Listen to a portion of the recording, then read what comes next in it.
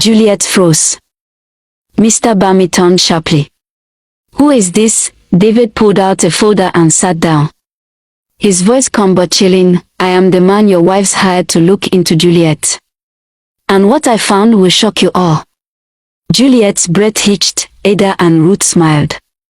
Now, the real game was beginning. David wasted no time flipping through the pages of his report. Juliet's world was collapsing. David placed open another file, his expression dark. "You need to see this," he said, his voice grave. Ada and Ruth leaned forward, feeling a chill crawl down their spines. Mr. Bami, still stunned by Juliet's betrayal, stared blankly. David slid the file open, revealing a series of death records, all connected to Juliet, all ruled as mysterious poisonings. Ada's breath caught. Ruth clenched her fist. Juliet's history was worse than they had imagined. David exhaled sharply. "Your wife," he said, locking eyes with Mr. Bami, "has killed before. Not just her husband. More men. More people." Silence hung like a storm ready to break. David continued, his voice sharp and cold. "Every city she has lived in, at least one man has died under suspicious circumstances. Poison. Slow, methodical. Just like what was happening to you." Mr. Bami stiffened. David flipped another page, and there it was, the worst revelation yet. She had killed her own father. And her brother, because they had questioned her. "And the child in her womb right now does not belong to you. It belongs to her last husband." Ada gasped. Ruth shook with fury. Juliet had murdered her own blood to maintain control, and now, she had tried to do the same to Mr. Bami. Juliet had been listening the entire time, and as the truth unfolded, she knew this was the end. But she wasn't one to surrender. Instead, she laughed.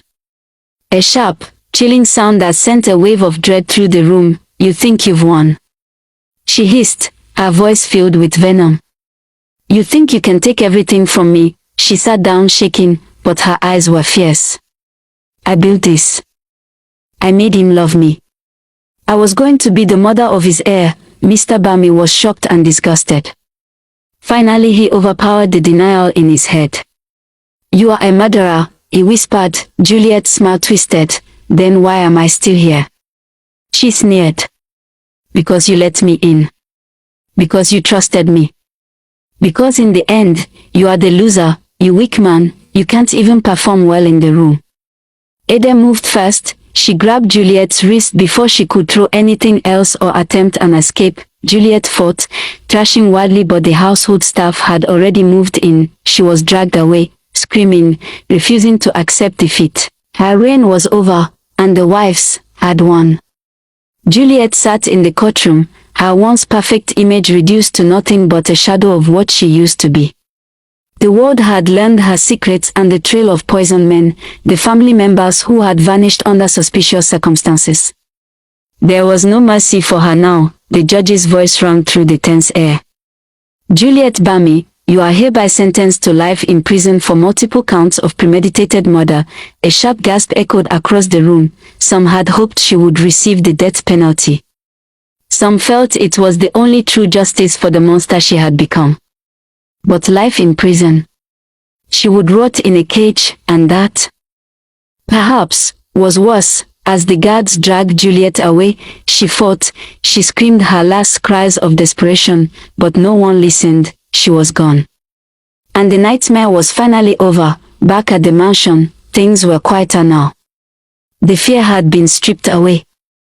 The darkness was lifting, yet, something still weighed on Mr. Bami. One evening, seated in the garden, he turned to Ada and Ruth, his true companions, the women who had saved him from his greatest mistake. "I failed you," he murmured, his voice thick with regret. "I let her into our home. I trusted her, even when the signs were there. I almost lost everything because I refused to listen." Ada reached for his hand, her touch gentle. "You were deceived, my love." "We don't blame you," Ruth nodded. "We only wanted you safe. And now, you are safe." Mr. Bami's eyes shone with gratitude. "You were always my greatest blessings. I should have cherished you more." They sat in silence, the warmth of forgiveness wrapping around them. The mansion was finally at peace. But peace was not enough to heal what had been done. Months passed, and despite Ada and Ruth's unwavering care, Mr. Bami grew weaker. The poison Juliet had been feeding him had eaten away at his health, bit by bit, until there was nothing more the doctors could do. Desperate, Ada and Ruth flew in the best medical experts and best specialists they could find, but even with all their efforts, he was fading. One afternoon, as the golden sunset bathed the mansion in warmth, Mr. Bami lay in his bed, his breathing shallow. He looked up at Ada and Ruth, his voice soft but filled with love. "Take care of each other. And take care of the life we built together." They held his hands as he spoke his final words, and then he was gone. Just like that, a presence so strong, a love so vast, had vanished from the world. The pain was unbearable. The mansion felt empty without him, but even in grief, Ada and Ruth found strength in each other. When the lawyers read Mr. Bami's will, the truth became clear: everything belonged to them. The mansion, the businesses, the wealth. He had left it all to the wives who had truly loved him. Juliet had stolen many years from Mr. Bami, but Ada and Ruth had given him joy. And now, they would carry on his legacy, not in sorrow, but in honor. Time passed, and the grief softened. The mansion, once a place of betrayal and suffering, became a beacon of love and hope. Ada and Ruth transformed it not into a shrine of sadness, but a home where kindness flourished.